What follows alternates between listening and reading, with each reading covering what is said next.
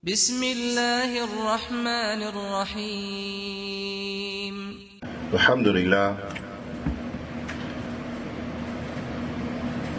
حمدا كثيرا طيبا مباركا فيه كما يحب ربنا ويرضى. أشهد أن لا إله إلا الله وحده لا شريك له وأشهد أن محمدا عبده ورسوله الناصح الأمين. اللهم صل على نبينا محمد وعلى آله وصحبه أجمعين ومن تمسك بسنته إلى يوم الدين. ثم أما بعد، الحمد لله على نعمة الإسلام والسنة. All praise and thanks belong to Allah for guiding us to Islam and for guiding us to the Sunnah. Allah subhanahu wa ta'ala, He has blessed us tremendously with this ni'mah, and it is incumbent that we thank Him for this bounty in which He has bestowed upon us. And from the ways that we do that is by preserving those bounties in which He had blessed us with. And from preserving them is that we seek ilm, we seek knowledge, we learn. We learn about that which Allah subhanahu wa ta'ala has made it obligatory upon us to learn from the aspects of our religion.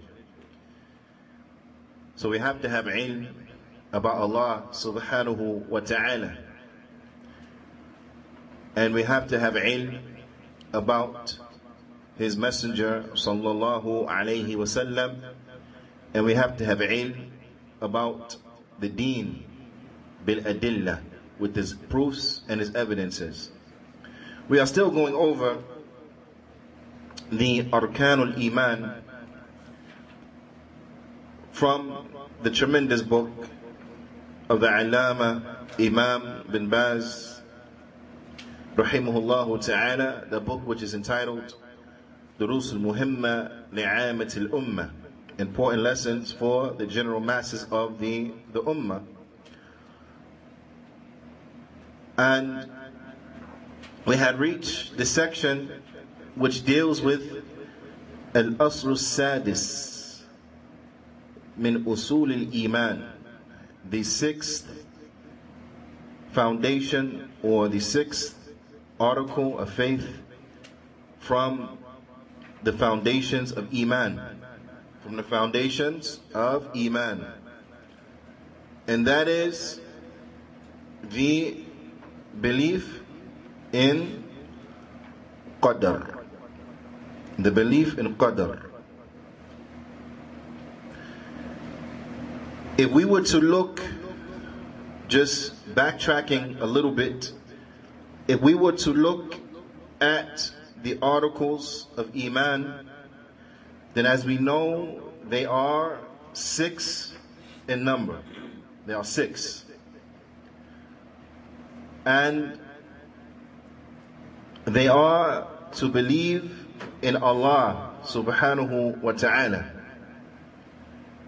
and to believe in His angels, and in His books, and in His messengers, and in the last day, and to believe in Qadr khayrihi wa sharrih, and to believe in Qadr, the good and bad of it. If we want proofs and evidences as relates to these articles of Iman, then we need but look to Allah Ta'ala's statement that comes in Surah Al-Baqarah. That comes in Surah Al-Baqarah. It is verse 177. Verse 177 from Surah Al-Baqarah. Allah Azza wa Jal, He says, ليس البر أن تولوا وجوهكم قبل المشرق والمغرب ولكن البر من آمن بالله Allah Ta'ala, He says, and it is not from righteousness that you turn your face towards the east or the west, but rather it is from righteousness that you believe in Allah, that you believe in Allah. So there we have dalil for the belief in Allah. Naam. وَالْيَوْمِ الْآخِرِ, and in the last day. So there is dalil for the last day. وَالْمَلَائِكَةِ, and in the angels. So there is dalil for the angels. وَالْكِتَابِ, and in the book. There is dalil for the kutub. Naam, because what is intended by al-kitab, a kutub, those divinely revealed books. وَالنَّبِيِّينَ, and in the prophets. Naam, so there we have dalil for belief in the prophets and in the messengers. Naam, so that covers how many out of the total? It covers how many? 5. Naam, ahsantum. It covers 5. So we're missing one. Which one are we missing? Qadr. So a dalil for Qadr, it could be found in Allah Ta'ala's statement as it comes in Surah Al-Qamar, and it's verse 49. Verse 49 from Surah Al-Qamar. And that is Allah Ta'ala's statement, إِنَّ كُلَّ شَيْءٍ خَلَقْنَاهُ بِقَدَرٍ, and verily everything we created it with qadr. Naam, so there we have dalil for qadr. Naam, so there we have dalil for qadr.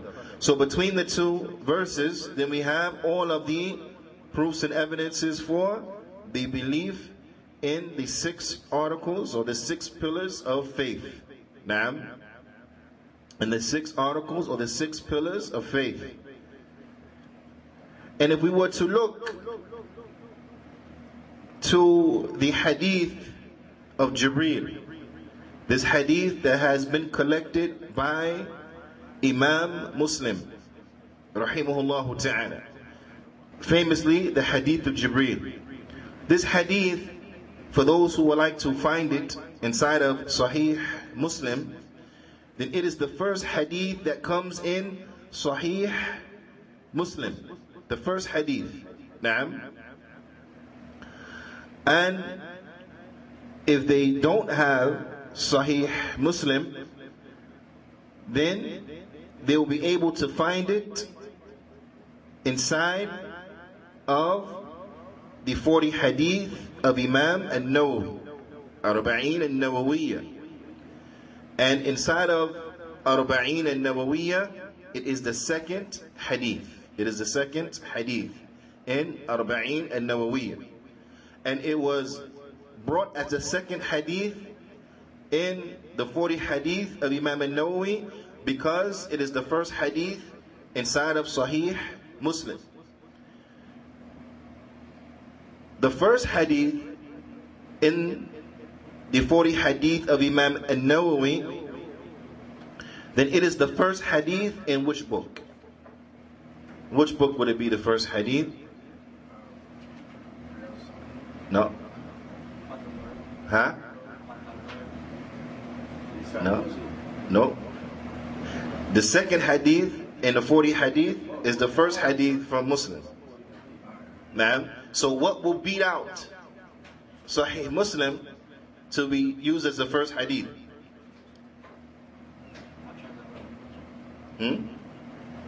Which hadith, which collection of hadith will beat out Sahih Muslim?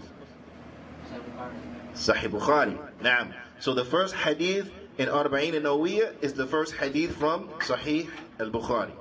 إنما الأعمال بالنيات, hadith of Umar ibn Khattab radiyallahu ta'ala anhu. That's the first hadith in Sahih, that's the first hadith in Sahih Al-Bukhari and the first hadith in the 40 hadith of Imam An-Nawawi.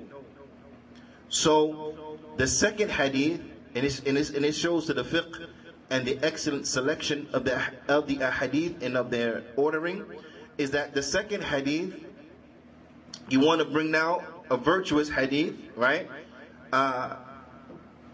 So he took what? The first hadith from Sahih Muslim and put that as his second hadith. That makes sense? And the hadith of Jibreel is called Sunnah, the mother of the Sunnah. Like Fatiha is called Kitab, the hadith of Jibreel is called Sunnah. So the first hadith in Arba'in an-Nawawiyya, it deals with the intentions. إِنَّمَا الْأَعْمَالُ بِالنِّيَّاتِ. The very actions are by their intention, and everyone should be rewarded based upon what they intended. Na'am. So this is excellent to start the collection with. Right? Because the affairs of the deen, it goes back to this. But, and this is why Imam al-Bukhari, he started his collection with this hadith. Na'am. And some of the ulama, they used to mention that if you write a book, you should begin it with this hadith. That very actions are by intentions. Hadith of Umar, radiyallahu ta'ala anhu. And now he needs a second hadith. So Imam Muslim, he brought hadith Jibreel as the first hadith, right? Because it's Sunnah, it's the mother of the Sunnah. So it's most befitting that you bring it. Just like the mother of the book, Al-Fatiha, comes as the first surah. Na'am. So Sunnah, the mother of the Sunnah, he brought it as his first hadith. It also shows you the methodology of Imam Muslim, and likewise the Imam, you find this is their methodology. Na'am. Because Sahih Bukhaari and Sahih Muslim, these are not just books that collect hadith and then that's it. But if you look at the fiqh of Imam al-Bukhari and of Imam Muslim and how they labeled the chapters, what they brought first, so on and so forth, then you will find it was a collection of the ahadith so as to teach the Muslims their religion. Naam. And also to clarify what is the sunnah. And also to refute Ahl al-Bid'ah. Naam. To refute Ahl al-Bid'ah. Because in the first hadith, Hadith Jibreel, the first hadith from Sahih Muslim, you will find, when you go back, I'm going to leave this for your homework, you go back, you will find that Ibn Umar, radiyallahu ta'ala anhu, he brought this hadith refuting the Qadariyah. That's how the book begins, with a hadith where Ibn Umar is refuting the Qadariyah because of their misbelief in Qadar. And he brings as his proof and his evidence what? Hadith Jibreel, where it comes therein the articles of Iman, and it is mentioned wal-Qadar. وَيَتُؤْمِنَ بِالْقَدَرِ خَيْرِهِ وَشَرِّهِ. And that you believe in Qadar, the good and the bad of it. Naam. Showing them that Qadar is from the deen. They deny it, but Qadar is from the deen. Naam. That's from the Iman, it's from the pillars of Iman. And those Qadariyah, they were from the Ghulat. They were from the most extreme type of Qadariyah. Some of the ulama, they say the likes of them, they don't exist anymore today. This type of Qadariyah. Naam. But these ones had the belief that Allah does not know what is going to happen until after it happens. So Ibn Umar, radiyallahu ta'ala anhuma, he made takfir on them. He says, inform them that I am free from them. أني بريء منهم وأنهم براء مني. Inform them that I'm free from them and they free from me. Now, the ulama, they say that this expression, when the Sahaba they used it, then this was an indication that they considered the individuals to be non-Muslim.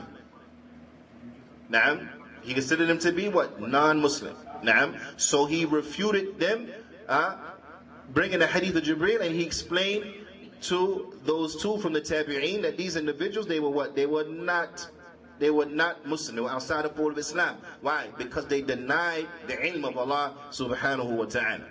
They denied the ilm of Allah subhanahu wa ta'ala, and they believe that Allah only knows what's going to happen after it happened. Shaykh? Wa'iyadu billah. But that's just some, help us appreciate a little more Sahih Bukhari and Sahih Muslim. Naam. So the Fadilatul Shaykh Sheikh Abdul Razak bin Sheikh Abdul Muhsin Al-Abbad Al-Badr Hafidhahumullah Ta'ala, he goes on to mention, commenting on the 6th article of Iman, and that is what? Belief in Qadr. Belief in Qadr. Bidnillahi Ta'ala, there are going to be certain phrases or certain concepts that I'm going to highlight. Naam. And these are the ones, Bidnillahi Ta'ala, that I want you to write down and to learn, because these are like the pillars, or and some will say summarizing certain aspects of belief in Qadr, that at the bare minimum we got to have these belief. Naam. At the bare minimum we got to have these belief, because these are like the pillars of the Iman al-Qadr, so we understand correctly. Right? As Sheikh Abdul Razak, he mentions al-Iman bil-Qadr khayrihi wa sharrih, belief in Qadr, the good of it and the bad of it. يعني من الله تعالى, is from Allah تبارك وتعالى. والإيمان بالقدر إيمان بعلم الله. The Iman in Qadr, it is the belief in the knowledge of Allah subhanahu wa ta'ala. In the knowledge of Allah subhanahu wa ta'ala. Naam. So these Qadariyah, they deny the knowledge of Allah subhanahu wa ta'ala. And this is why Ibn Umar, he made takfir on them. He said they're not Muslims. Naam. Because this is similar to what the Christians, they said. The Christians have the exact same concept. Naam. They say, wa'iyadu billah, that after Allah created the heavens and the earth and all the creatures therein and so on and so forth, and then after he saw the corruption that human beings was doing, he cried in regret. A'udhu billah. This is the same concept, that Allah doesn't know what's going to happen until after it happens. Allah Jalla wa Ala, His ilm is perfect. He knows what's going to happen before it happens. He knows what will be the repercussions of this and that and so on and so forth. His ilm is perfect. But the Christians had the belief that Allah doesn't know what's going to happen until after it happens. The Qadariyah had the same belief. The first ones from these, ghulat, from the Qadariyah, they had the same belief. And this is what kufr is, a disbelief. And this is what Ibn Umar said, informed them, that I'm free from them and they free from me. Naam. Right. So the Iman al-Qadr, it is Iman in the ilm, in the knowledge of Allah subhanahu wa ta'ala. Al-Iman bil-Qadr, Iman bi-ilm Allah tabarak wa ta'ala, al-Azali, al-Sabiq, bi-kulli ma yakun. It's a belief in Allah Ta'ala's knowledge, which is an ancient knowledge that came before things were brought into existence. Before they came about, Allah Ta'ala already knows. Allah Ta'ala already knows. Na'am, wa annahu tabarak wa ta'ala ahata bi kulli shay'in ilma. And that Allah Ta'ala, He knows everything. His knowledge encompasses everything. There is nothing that Allah Ta'ala is unaware of. Allah Ta'ala, He knows everything. Wa ahsa kulla shay'in adada. And Allah Ta'ala, He knows the number of everything. He knows, the number of everything. There is nothing except that His numeration is with Allah Subhanahu wa Ta'ala. Allah Ta'ala, He knows. وَأَنَّهُ تَبَارَكَ وَتَعَالَى كَتَبَ مَقَادِيرَ الْخَلَائِقِ. And that Allah Ta'ala, He wrote down the decree of the creation, وَأَعْمَالَهُمْ. And He wrote down their actions. قبل, before خلق السماوات ب50,000 سنة, before the heavens were created 50,000 years. Allah Ta'ala, He wrote down what was going to take place. Naam, it was written. Now what does this mean? Does this mean that we are forced? No. Does this mean that we don't have free will? No, it does not. Not at all. But Allah Ta'ala, in His ilm, He doesn't have to wait for us to choose to know what we were going to choose. So He writes down our choices because He knows what we were going to choose. So we have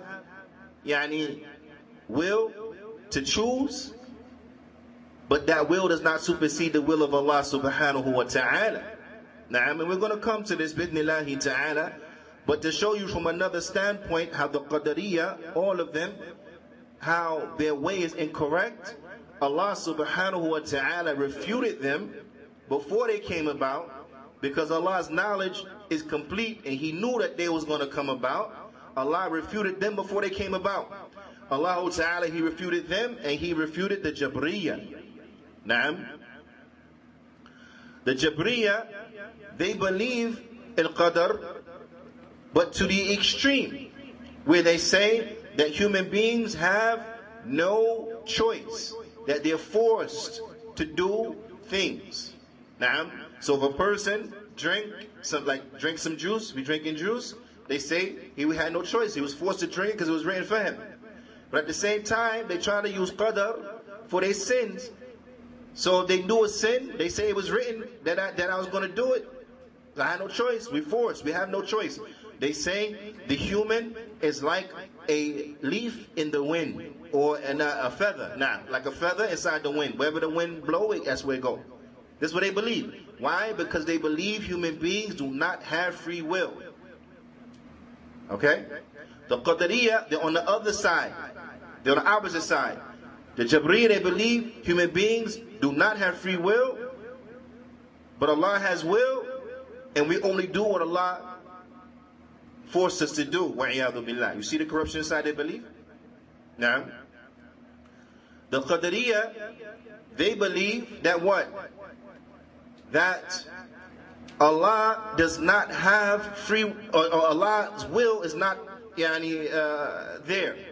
That Allah does not have will. They negate the fact that Allah has will. And that human beings do what they want to do. Right? You with me? The Qadariyya believe Allah does not have free will, or Allah does not have a will. His will is not imposed upon us. And that human being does what he want to do. So they negate the will from Allah. They affirm it for the human being. They affirm it for the human being. That makes sense? Right? So they don't believe in Qadr, because they don't believe that things are by Allah's decree. They negate that. The Jabriyya, they believe that there is Qadr, but that human beings don't have free will. So they affirm will for Allah and they negate it for humans. That makes sense? Everybody's with me? Allah Ta'ala, He refutes both groups in one verse. Now, He refutes both groups in one verse, and that is the 29th verse from Surah At-Takwir. Write this one down. It's very important. Allah refutes both of them. Allah Ta'ala says, وَمَا تَشَاءُونَ, meaning who? The human beings. Al-insan. وَمَا تَشَاءُونَ, and they will not will to do it. So that affirms will for who? For who? Humans. That humans have will. Right? And what's entered into that as well is what? The jinn. Jinns have will. They have free will. So this portion of the verse affirms that human beings and the jinn have free will. وَمَا تَشَاءُونَ, and they will not will to do it. Meaning they will not exercise their free will to do it. Now, إِلَّا أَن يَشَاءَ اللَّهُ, except that Allah wills. So that affirms will for who? For Allah subhanahu wa ta'ala. Now, the human beings have free will and Allah has will. And this is one of the pillars, or one of the highlighting things that I want you to get. One of the concepts that's linked to Qadr that you got to know. And that is what? Masha Allah can. Whatever Allah wills is. وَمَا لَمْ يَشَاء لَمْ يَكُنْ, and whatever He does not will is not. Right? Because this is Allah's creation. Allahu Akbar. Allah is not forced. Nothing happens inside of the creation except that Allah allows it. Now, anyone think they can do something in Allah's creation that He doesn't allow is insane. Is insane. Allahu Akbar. Allah is greater than what they attribute to Him. Right? But at the same time, Allah, He's just. He's just. So do human beings have free will? Yes, they have free will. Allah subhanahu wa ta'ala has given human beings the ability to choose that which will benefit them, or to choose that which will harm them. And then based upon their choices, then there are consequences. You see? Because if this was not the case, then a person that went to hell, he would be oppressed if he had no choice but to do the evil. If he had no choice but to disbelieve, he'll be oppressed. No, he had a choice, and that's what he chose. So he'll be punished based upon his bad decision. He had a choice to obey Allah, but he chose not to obey Allah. So he'll be punished in hell based upon his bad decision. Allah subhanahu wa ta'ala has given human beings a choice. But the will of one does not negate the will of the other. Why? Because of the ilm, the knowledge of Allah subhanahu wa ta'ala. And that's why that's the first point that is mentioned. Because with that, the rest of the points make sense. The rest of the points are going to make better sense. Now, that the ilm, that Allah Ta'ala's knowledge. So Allah Ta'ala, His knowledge is perfect. So He doesn't have to wait for the human being to make a choice before He knows the choice. He already knows what the human being is going to choose. Now, 50,000 years before the creation of the heavens, Allah Ta'ala wrote everything down. Everything was written. So now we gotta have belief in the knowledge. Also belief in what? In the will of Allah Azza wa Jal. Now, in the will, in the decree of Allah Azza wa Jal. It's essential. If you don't believe that Allah has will, then you won't believe correctly in Qadr. So you have to believe that Allah Ta'ala has will. And from that point, then we get that key point and key concept that we have to know so that we can understand Qadr correctly, and that is ما شاء الله كان وما لم يشاء لم يكن. That whatever Allah wills is, and whatever He does not will is not. Naam. And this is what we see here in this ayah. وَمَا تَشَاءُونَ إِلَّا إِن يَشَاءَ اللَّهُ رَبُّ الْعَالَمِينَ. And they will not will to do it except that Allah already will for them to do it. Meaning that what? That no will supersedes Allah's will. Allah will supersedes everything. Why? Because you're not going to do anything inside of Allah's creation against His will. You're not going to do anything in His creation except He allowed you to do it. Right? That makes sense? That makes sense? So maybe now we understand better this statement. خَيْرِهِ وَشَرِّهِ. The good and the bad. Right? The good and the bad. Right? So Allah's will supersedes the will of the created creatures. But they both what? Have wills. The human being has free will. What's the proof of this? It's found in what surah? That establishes that humans have free will and that Allah has will. Is where? Takwir. Which ayah? 29. The last ayah. The last ayah is Surah Takwir. 29. Ahsant. Ahsant. So we have to believe in Allah Ta'ala's will. وَأَنَّ مَا شَاءَ اللَّهُ كَانَ وَمَا لَمْ يَشَاء لَمْ يَكُنْ. Whatever Allah wills is, whatever He does not will is not. So I want you to underline that inside of your books.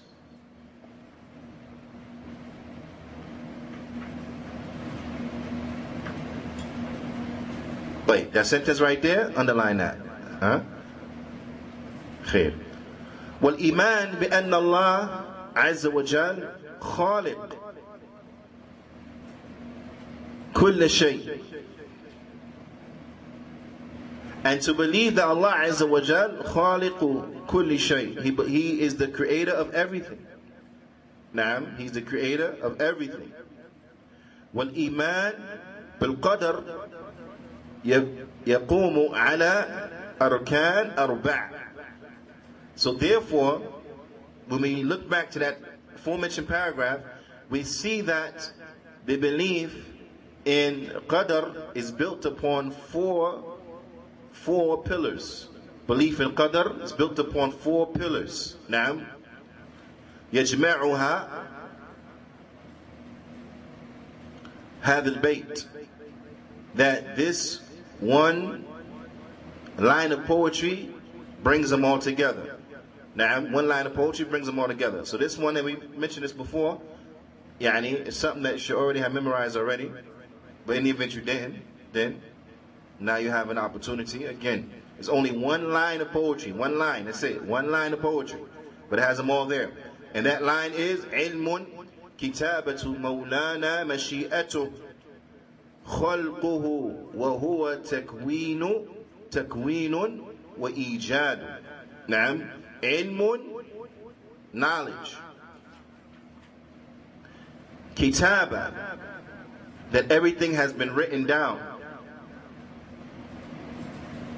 Everything is written down. The kitaba. Naam. So Allah Ta'ala's ilm, and that everything was written down in Lawh al-Mahfuz, in the preserved tablet. Mashi'atu, and the will, and His will, Allah's will. That's 3. Khalquh, and His creation. That Allah Ta'ala, He's creator of everything. Naam, that Allah is the creator of everything. Those are the four pillars of the proper belief in Qadr. وَهُوَ تَكْوِينٌ وَإِيجَادٌ, and it is the creating and fashioning of. Naam, Allah is our creator and our fashioner, so on and so forth. طيب. وهذه الأمور الأربع, inshallah ta'ala, we're going to go a little, the Shaykh is going to go a little more on each. He says, فهذه الأمور الأربع هي مراتب الإيمان بالقدر, and these 4 affairs, then they are the levels, or the pillars, for lack of a better term, of the belief in Qadr. لا يكون مؤمنا بالقدر إلا من آمن بها.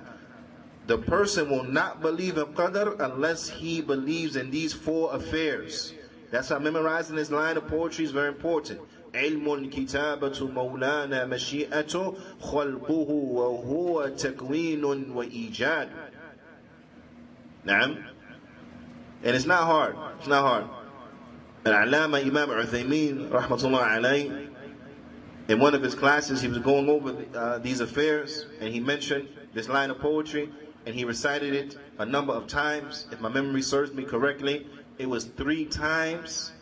Now, he recited it 3 times, and those in the audience, from the students, in the gathering, they memorized it.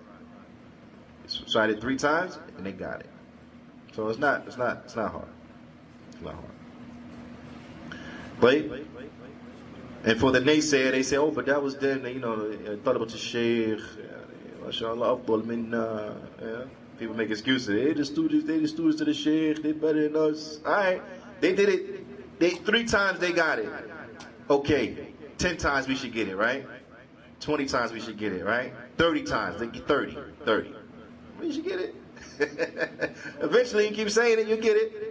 Right? It might take you 30, 40, 50, maybe not, maybe less. But the point is that it's attainable. It's attainable. It's one line. It's attainable. All right? Wait. So who gonna have it for next week? Gonna stand up and say it? Any takers? All right, I'm not gonna put nobody on the spot. Inshallah. I'm not gonna put nobody on the spot. Wait. So now the first one, because the Sheikh is going to reiterate, because this is how important it is, right? So the first level is what? Maratib al-ula. The first point when it comes to belief in Qadr is belief in what? Al-imanu bil-ilm, in the knowledge. Naam. Wa anna Allah subhanahu wa ta'ala, and that verily Allah subhanahu wa ta'ala alima, that He knows, yani azlan ma kan, He knows with the ancient knowledge what is, wa ma yakun, and what will be. I want you to listen to this now. Allah Ta'ala, He knows what is, what was, and what will be. وَمَا لَمْ يَكُنْ, and what will not be. وَلَوْ كَانْ كَيْفَ يَكُنْ, and even if it happened, how would it happen? So listen. So Allah knows what is, what was, what's going to be, and what's not going to be. But if it were to happen, how it will be. That makes sense? He knows everything. He knows what is, what was, what's going to be, what's not going to be, and if it were to happen, even if it was to happen, how it will be. You understand? So all the probabilities, Allah Ta'ala, He knows that. So when we look at this, we realize that what? That things are fixed. There's certain things that are, certain things that's not. So that understanding of string theory or the multiverse theory is garbage. It's garbage. You know? The multiverse, that people believe, oh, I decided to go right, so I met my wife, right? Or whatever, I met her father, whatever the case, I met the brother, told me that he know, that his mother know, a sister, whatever, right? But if I went left, then I wouldn't have known it. So at that point, they became a split in reality. They became another timeline. With one, I didn't meet her, and I met somebody else, and whatever. You understand what I'm saying? And then they have these, you know, it goes on and on and on and on. Because when you go to that, you have, an extremely great number of possibilities, right? So they believe for every potential possibility, then there's another timeline that represents that decision. Nonsense is this, you know what I mean? So you got like a million versions of you, a million versions of me. Everybody make different, slightly different decision, and whatever. I mean, subhanAllah, it's complete foolishness. You see how Shaitan play with the mind of people? Shaitan play with the people's minds. Because you get so twisted in that, subhanAllah, the person, when he gonna believe correctly, he gets so twisted around and so jacked up, he think he's on something, and then you act, what's the delil for this? That's it. But they think, I guess every reality has its own, subhanAllah, a'udhu billah. This is ridiculous, you understand? But that's how Shaitan plays with the people. They take into intellectualism, and they say, oh, everything has to be quantitative, proven quantitatively, and so on and so forth, that this is what we believe in. But then they believe in stuff like this, what's your proof for that?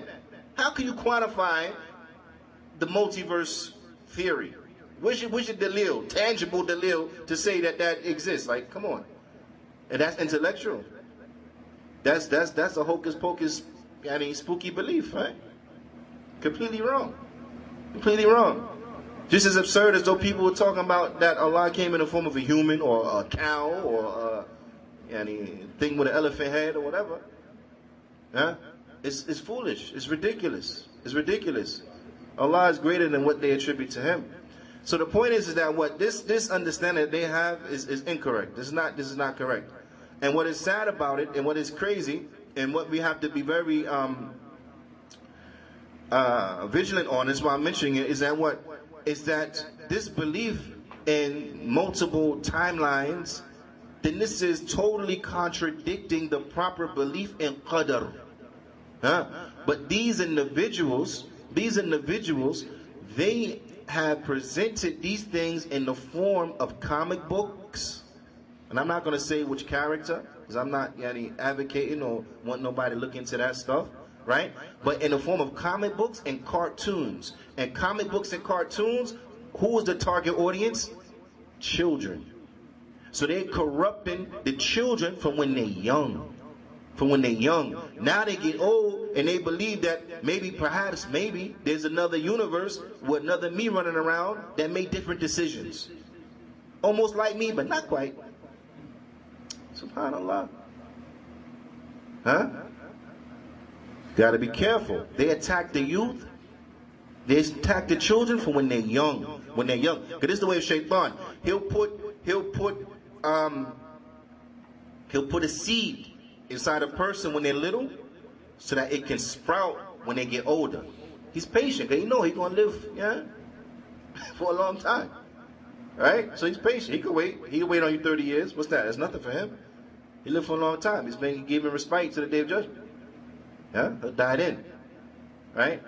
But, so he got time. He got time to mess you up. You have to be careful. Look at what they present to the children. Look at what they present to the children. All this magic stuff. Disney's the worst. Every name, you can't think of a Disney story except it got some kind of magic in it. Every single one. So you got little Muslim kids talking about magic wandness. Right? Poofity poof and all this nonsense. Right? Mary Poppins. Subhanallah. Magic. Right? Snow White. Magic in it. Sleeping Beauty. Magic in it. You can't name one. Then they got one, they say, oh, it's Muslim friendly, right? Aladdin. Magic in it. Working with the jinn. And they teaching little children this. So they grow up thinking it's okay. Not to mention Harry Potter, Hogwarts, all this type of stuff, magic. Now, how many teachers to the little children? Those a little older, they came up with Bewitched, My Favorite Genie, Magic. These things were marketed to children to destroy them when they little. So it's a tragedy. You have Muslim children now wiggling in their nose saying that they're going to make something happen. They have fake magic wand, poof and all this stuff. Subhanallah. But it shows you what? That the shaitan knows they have the capacity to take this stuff in. So how can we not teach them the right aqidah? Naam. The Prophet ﷺ, when he taught Ibn Abbas, when he was riding with him, and he told him, Ya ghulam, inni u'alimaka kalimat. Oh young boy, I'm going to teach you some words. Ihfadillah yahfadk. Safeguard and protect what Allah has ordered you to safeguard and protect, and Allah will safeguard and protect you. To the end of it. In that hadith, the Prophet ﷺ, he taught Ibn Abbas, radiallahu ta'ala anhuma, who was a young boy, because he said, Ya ghulam, oh young boy. He taught him what aspects of qadr. Know that if all of the ummah, all of the nations that would have come together to benefit you, they will not be able to benefit you except by that which Allah has written. And if they came together to harm you, they will not be able to harm you except by that which Allah has written against you, or that was written against you. The pens have been lifted and the scrolls have been dried. This is a young boy, and the Prophet ﷺ taught him what qadr. And it's another aspect of qadr that you have to know, you have to believe. Is that what? Is that whatever is for you will never miss you, and whatever has missed you will never reach you. That's an aspect of qadr that we have to know. Whatever is for you, and no one else can have it. And what is not for you, and you will never get it. Right? This proper belief is important. It's important because, one, we want to go to Jannah. So it's important to our hereafter. Right? Because you need that proper belief to go to the Jannah. But it's also important for us here in this dunya too. Because that helps you deal with the ups and downs of the dunya. Right? Because, let's say, for example, you wanted to get this particular job. You wanted this job, this position. But Allah did not decree that that was for you. You're able to deal with it better. Why? Because you know whatever is meant for you, you're going to get it. If it's not meant for you, you're never going to get it. So he deals with it. Qadarullah mashafa'an. That's what we say, right? Qadarullah mashafa'an. Aw qadarullah mashafa'an. That we say this is Allah's decree, He does what He wants. Or we say Allah has decreed this, He does what He wants. Naam. That's a reinforcement of what? Of Iman and Qadr. Something happens, what do we say? MashaAllah, Allah has willed such and such. This is a reinforcement of our belief in what? In Qadr. So this is what the children should be saying. Qadarullah mashafa'at. Right? This is what the children should be saying. MashaAllah. Not boopity boopity poof. Nonsense. Yeah, I don't know what it is, but you know what I mean. Something stupid like that. But so this helps us to deal with the ups and downs of this life and able to handle when stuff does not come to us. We know it wasn't written for us. La bas. Naam.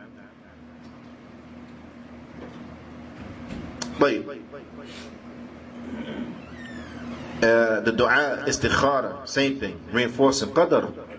Naam. All these things are reinforcing the reality of what things are. So, to recap, Allah Ta'ala's knowledge. Allah Ta'ala, He knows what is, what was, what's going to be, and what will never be, and even if it was to happen, how it will be. Allah Ta'ala, He knows everything. أحاط بكل شيء علما وأحصى كل شيء عددا. Allah Ta'ala, He knows everything.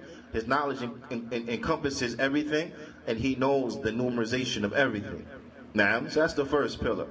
The second pillar, مرتبة الثانية, or the second level from the belief in qadr. Naam. Second pillar, what we need to have belief in qadr is that what? Is iman bil kitaba. Is that we believe in that everything it was written down in Lawh al-Mahfuz. وأن الله سبحانه وتعالى كتب مقادير الخلائق وأفعال العباد. And that Allah Ta'ala, He wrote down, or Allah Ta'ala has decreed the actions of the slaves and that which will transpire to the slave. All of that has been written down. Allah Ta'ala says, Inna dhalika fi kitab, that verily that is in a book. That which has transpired, that which has happened, it is already written in the book. Wa inna dhalika ala Allahi yasir, and that verily that is easy for Allah. That is easy for Allah. Naam, because He knows everything. So He didn't have to wait for us to choose to know what our choice and decision was going to be. Naam, He didn't have to wait for us to say it to know what we was going to say. He had to wait for us to think it to know what we was going to think. So on and so forth. نعم. وقد جاء حديث عن النبي صلى الله عليه وسلم, and it comes a hadith on the Prophet صلى الله عليه وسلم where he said, كتب الله مقادير الخلائق, that Allah Ta'ala, He wrote down the decree of the creation قبل أن يخلق السماوات والأرض ب50,000 سنة, that Allah wrote down what was the decree of the of the creation, the creation of the heavens and the earth, 50,000 years. That Allah Ta'ala, He wrote down what would transpire in the creation before the creation of the heavens and the earth, or 50,000 years before the creation of the heavens and the earth. Naam, that makes sense? So 50,000 years before the creation of the heavens and the earth, Allah Ta'ala wrote down everything that was going to transpire with the creation. With the creation. وفي حديث آخر قال, and in another hadith, the Prophet ﷺ, he says, إن أول ما خلق الله القلم, that verily the first thing Allah created was the pen. فقال له اكتب, and He said to it, write.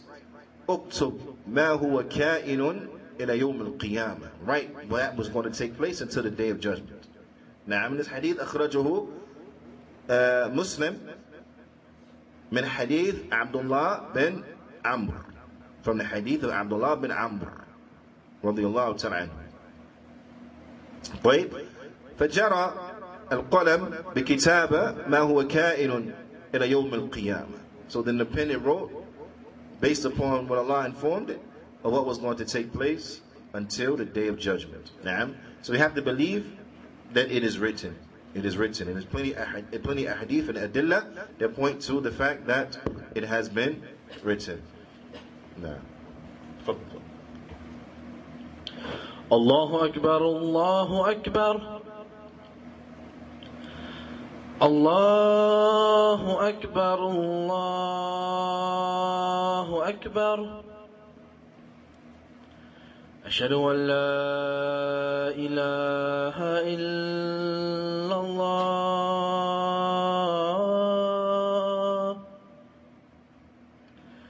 أشهد أن لا إله إلا الله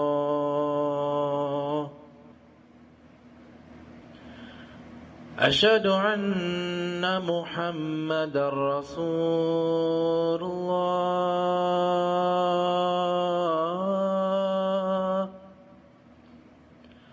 أشهد أن محمد رسول الله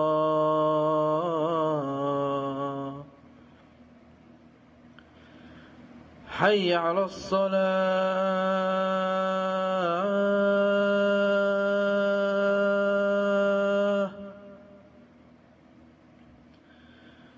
حي على الصلاة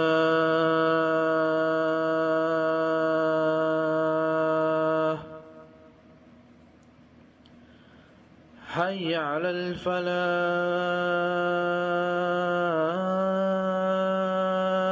الفلاح حي على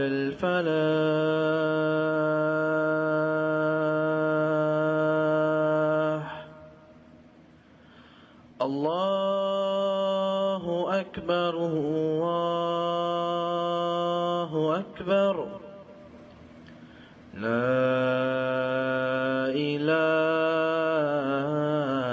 إلا الله.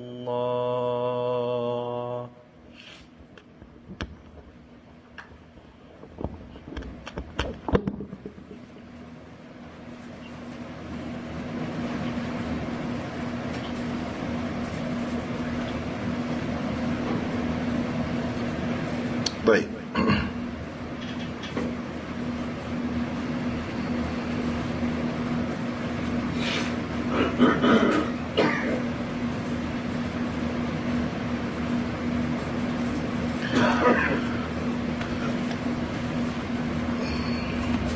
Now, and thirdly, from what is needed for belief in Qadr, the third pillar is that we believe in al-Mashi'ah. We believe in the will. نعم. وأن الأمور كلها بمشيئة الله. And that verily, everything is by the will of Allah, it's by the permission of Allah subhanahu wa ta'ala. ما شاء الله كان وما لم يشاء لم يكن. Whatever Allah wills is, whatever He does not will is not. Naam. I know we underlined that before, but underline it again, inshallah ta'ala, here in this section as well. It's a very important point that we know. So we walk away and we remember these 4 points, and we remember that whatever Allah wills is, whatever He does not will is not, and that we remember whatever has reached you will never miss you, and whatever misses you will never reach you. Then a person, they will have strong foundation for the proper belief in Qadr. Now, strong foundation for the proper belief in Qadr. And likewise, the last ayah from Surah Takwir, we have to know وَمَا تَشَاءُونَ إِلَّا إِن يَشَاءَ اللَّهُ رَبُّ الْعَالَمِينَ. That has to be known as well. Now, it's very important. It's very important. Right?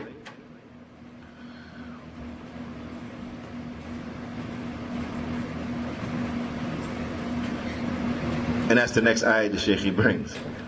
وَمَا تَشَاءُونَ إِلَّا إِن يَشَاءَ اللَّهُ رَبُّ الْعَالَمِينَ. And that they will not will to do it, and that will is referring to the will of who? And they will not will to do it, referring to the will of who? The human beings. Except that Allah has already willed it, the Lord of all that exists. Naam. And that affirms that who? That Allah subhanahu wa ta'ala has will. Naam. Right. فَنُؤْمِنُ بِمَشِيئَتِهِ. So we believe in the will of Allah subhanahu wa ta'ala, بِقُدْرَتِهِ tabarak wa ta'ala. We believe in Allah ta'ala's power, His might, and His ability. Naam. الشاملة. And that it encompasses everything. وَأَنَّهُ لَا يَكُونُ فِي مُلْكِهِ وَلَا يَكُونُ فِي مُلْكِ اللَّهِ إِلَّا مَا شَاءَهُ اللَّهُ عَزَّ وَجَلَّ وَأَرَادَ tabarak wa ta'ala كَوْنًا وَقَدْرًا. Nothing happens inside Allah's creation except that He allowed for it to happen, and He willed for it to happen to its degree and scope that Allah Ta'ala, He willed for it to happen. Naam, and Allahu أكبر. نعم. طيب. And fourthly, from the belief in Qadr is that المرتبة الرابعة مرتبة الخلق والإيجاد, is that we believe that Allah Ta'ala, He is the creator and the fashioner. وأن الله تبارك وتعالى خالق كل شيء, and that Allah is the creator of everything. As Allah Ta'ala, He says inside His noble book, وَاللَّهُ خَلَقَكُمْ وَمَا تَعْمَلُونَ, that Allah created you and what you do. Allah created you and what you do. Naam. And this can be found in Surah As-Saffat, in His verse 96. وَقَالَ اللَّهُ عَزَّ وَجَلَّ Allah khaliqu kulli shay, that Allah is the creator of everything. Allah khaliqu kulli shay, Allah is the creator of everything. This can be found in Surah Az-Zumar, in His verse 62. Now, verse 62. And then also what points to this, that Allah Ta'ala is the creator, the Lord of everything, is that what? Allah Ta'ala, He says, Alhamdulillahi Rabbil Alameen. Surah Al-Fatiha. Everyone know this ayah, right? All praise and thanks belong to Allah, the Lord of all that exists. Because what enters into At-Tawheed Al-Rububiyyah is that Allah Ta'ala huwa khaliq, that Allah Ta'ala, He is the creator. Naam, that He is the creator. فهذه مراتب الإيمان بالقدر. So this are the category, this is the pillars in belief in Qadr. Ilm, knowledge, al-kitaba, that everything is written down, al-mashi'a, that Allah Ta'ala has will, na'am, wa ijad, and that Allah Ta'ala, He creates everything and fashions everything. وَلَا يَكُونُ إِيمَانُ بِالْقَدْرِ إِلَّا بِالْإِيمَانِ biha, and that there is no belief in Qadr except that we have to believe in these aforementioned things. Al-Imanu bil-Qadr, and Iman and Qadr, وتصديق به خيره وشره من الله تبارك وتعالى. So we believe in Qadr and we affirm the fact that the good and the bad of it is from Allah تبارك وتعالى. يثمر في العبد حسن الإقبال على الله سبحانه وتعالى. The fruits of this is that it brings inside of a person the beautiful turning to his Lord Azza wa Jal. Na'am wa tamam tawakkul alayh, and that he completely depends upon Allah Jalla wa Ala. He completely depends upon Allah Jalla wa Ala. So even though he may take the means, he's dependent upon Allah Jalla wa Ala. Na'am. And this is from the benefits that we see in what the Prophet ﷺ, he taught Ibn Abbas. Because when you realize that if all of the nations of the earth were to come together to benefit you, they can only benefit you with that which Allah has written for you. And if all of the nations came to harm you, they can only harm you with that which Allah has written against you. Then who you be scared of? Allah. Who you have hope in? Allah. Naam. So you're going to constantly turn to Allah. Somebody comes and say, I'm going to do such and such. Okay, only if Allah allows you, so I'm not scared of you, I'm scared of Allah. Because you can't do nothing that you ain't allowed to do. You see? MashaAllah can. Whatever Allah wills is. Whatever He does not will is not. Naam. So therefore we become attached to Allah subhanahu wa ta'ala. And this is from the beautiful fruits that the proper belief in Qadr, it will bring about inside of the slave. Naam, bring about inside of the slave. But وحسن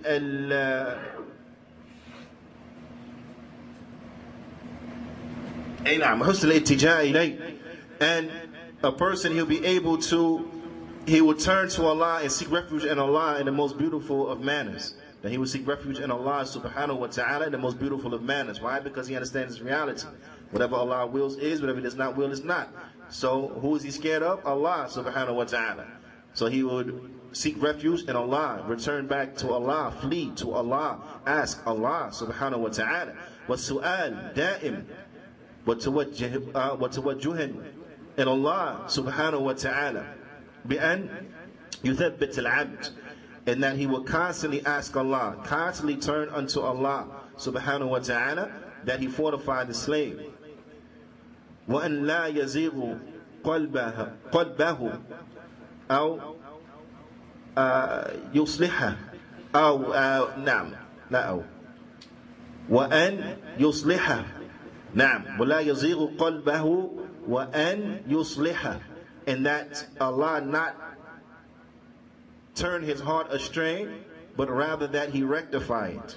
نعم وأن يعيذه, and they will seek refuge in Allah subhanahu wa ta'ala.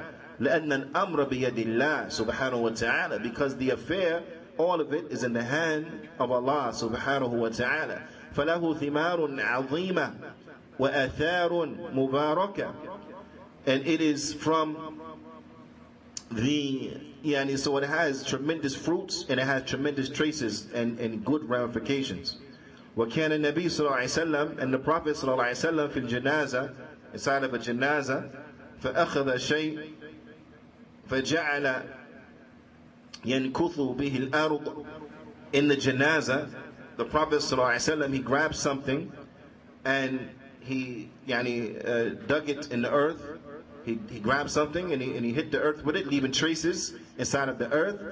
Naam, or leaving traces inside of the ground. فقال, and he said, ما منكم من أحد إلا قد كتب مقعده من النار ومقعده من الجنة. The Prophet ﷺ, he said, there's not a single one from amongst you except that his place in the hellfire and his place in the Jannah have been written. I want you to understand that.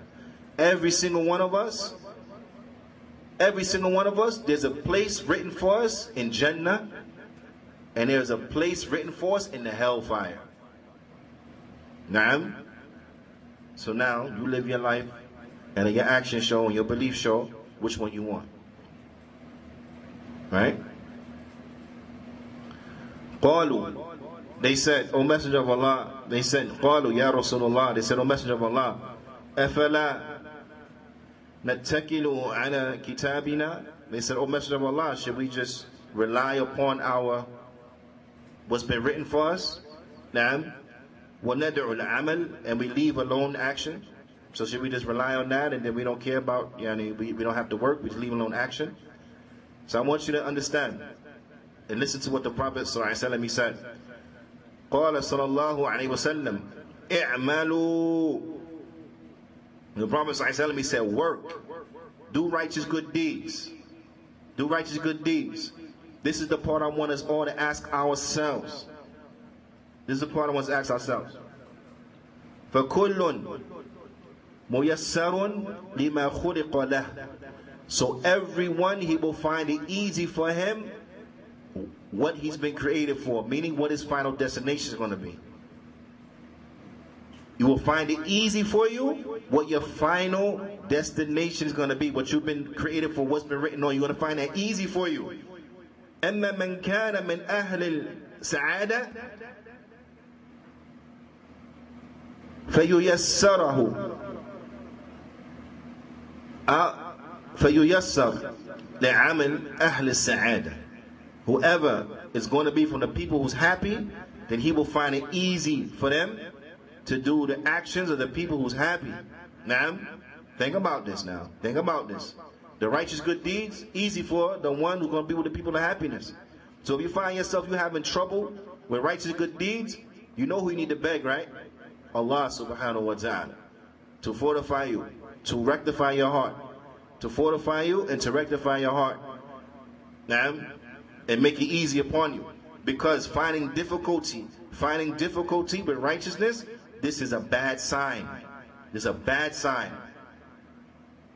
وَأَمَّا مَنْ كَانَ مِنْ أَهْلِ الشَّقَاءِ, and if you're going to be from the people who's miserable, meaning those people are going to be in the hellfire, فَيُيَسَّرُ لِعَمَلِ الْأَهْلِ الشَّقَاءِ أَوْ شَقَاوَةِ, then it will be made easy for him to do the actions of the people who are going to be miserable.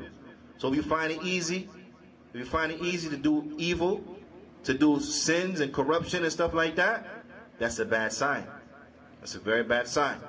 So with that, I want everyone to contemplate and look at their own situation. Bismillahi ta'ala.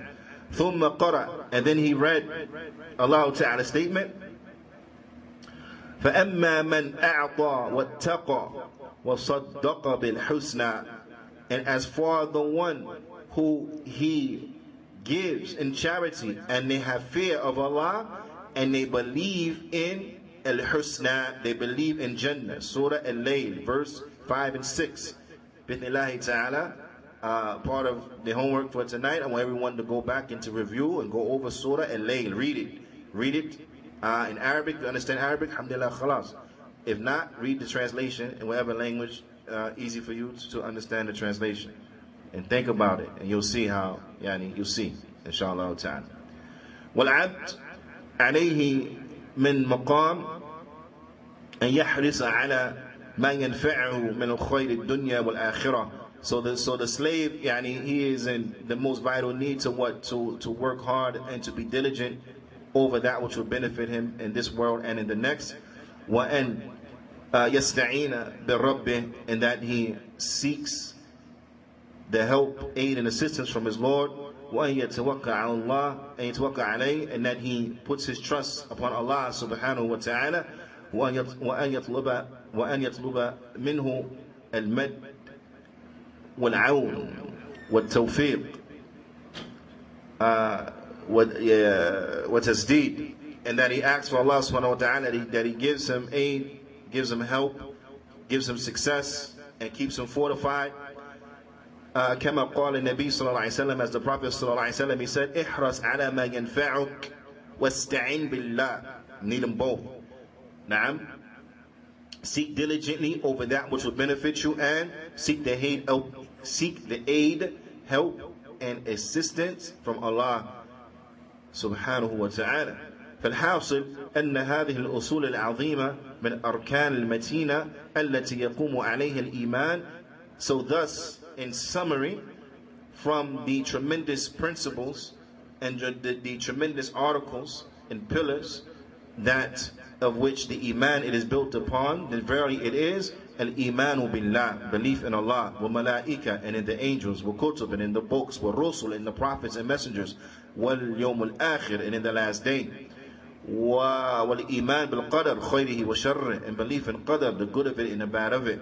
Usul yajibu ala kulli muslim. These are foundations that it is obligatory upon every single Muslim. And yu'na biha عناية عظيمة, that يعني مقدمة على عنايته بأي أمر آخر. Is that a believer? They have to put a lot of emphasis upon this, upon the iman and the pillars of iman, more than they put an emphasis on anything else. They have to put an emphasis upon this and have a concern for this, a concern that supersedes their concern for any other affair. And I want you to really think about this, because sometimes, especially living in the West, the children, they get destroyed and the parents, they help them. The children get destroyed and the parents, they help them. Now, you have the children. Now, this is not to say to neglect your responsibilities and your work and your schoolwork. No one is saying that. No one is saying that. What I'm saying is that prioritize. If there's a child out there and they can get a good score on a trigonometry test, then there's no excuse why they shouldn't be well versed in the articles of faith. You understand? If they can come be an honor roll student in dunya, there should be no excuse for them not to be well versed and have what they need from knowledge about the articles of iman. Because trigonometry is not going to benefit them when they dead in the grave. Trigonometry is not going to benefit them on Day of Judgment. Nor is calculus, nor is physics, nor is whatever. It's not going to benefit them. When they dead in their grave, they're going to be asked, "Man Rabbuk," who is your Lord? Who is your Lord? They don't know about that, they're in trouble. They're going to be asked, "Man Nabiyyuk," who is your prophet? وَمَا دِينُكَ, and what is your deen? You don't know about them, you're in trouble. Angels ain't going to come ask you was you honor roll student or not. They're not going to come ask you what was your highest degree that you got. They're not going to come and ask you what's the highest position that you got. They're not going to ask you all that stuff. They're going to ask you who's your Lord, what's your religion, who's your prophet. Naam. And if you don't know about that, you're in trouble. But see, here's the thing. Here's the thing. You don't know about that, you're in trouble. Yeah, you're in trouble. Now, if you show that you have the capacity to do well and to make it in the school and the dunya stuff, then don't tell me you can't. Don't tell me you can't understand this. Don't tell me you can't learn this. I don't want to hear it. You're a liar. If you can learn that nonsense, you can learn this. This is benefit. Because whatever benefit, and I'm not saying it's nonsense like it's totally garbage. What I'm saying is that nonsense in the sense that it stop at your grave. Whatever benefit that's going to do for you, whatever benefit calculus and physics, whatever it's going to do for you, is going to stop at your grave. You learn about medicine, the body, that stuff is good. But you know what it's going to stop at? Your grave, when you're dead. That's it. But the ilm you have about your Lord, the ilm you have about your deen, the ilm you have about your Prophet ﷺ, that goes with you beyond death. Right? It goes with you beyond death. So now, which one do you think is more wise for you to invest your time in? Right? Now I want you to think about how much time you put into passing that test. Okay? How much time you put into learning the meaning of the Qur'an. How many times you put into learning the meaning of the Sunnah? How much time you put into learning about your Aqidah? How many college students pull all-nighters? All-nighters. A lot of coffee, Red Bull, all night studying. For what? Dunya stuff. American History 1, whatever. You know what I'm saying? All-nighters. You ever pull an all-nighter learn about your religion? Studying your religion? I'm just saying it's something to think about. If you do it for that, how you going to do it for this? So, what I'm saying is that, the kids, they destroy themselves, and the parents, we help. Because we put so much pressure upon them. You better get that degree, you better get that good grade, and all that type of stuff. But then we don't put no pressure on them to learn about their religion. Shame on us. وأن يجتهد في التفقه فيها, and that we have to work hard and strive. يجتهد, yeah? We put forth ijtihad, we put forth very hard work, strenuous work to understand it properly. وزيادة العلم فيها ورسوخ, and that we strive to increase our knowledge in it and to fortify our knowledge as relates to it. من خلال المطالعات الأدلة والكلام أهل العلم من أهل السنة في بيانها وتوضيحها, and that we look at the books and the writings of the people of knowledge and the proofs and the evidences and the speech of the people of knowledge of Ahlul Sunnah, min Ahlul Sunnah, from the people of the Sunnah, the Salafy. Not no bid'i sheikh, not no Sufi sheikh, not no Tablighi sheikh, not no whatever Mubtadi bid'i sheikh. No, from Ahlul Sunnah, Sheikh Sunni Salafi, where they explain them and they make them clear. And then the Sheikh, he moves on to the next chapter. But inshallah ta'ala, we're going to stop at this point, as it's already a little longer than the average class, but we wanted to finish that chapter بإذن ta'ala.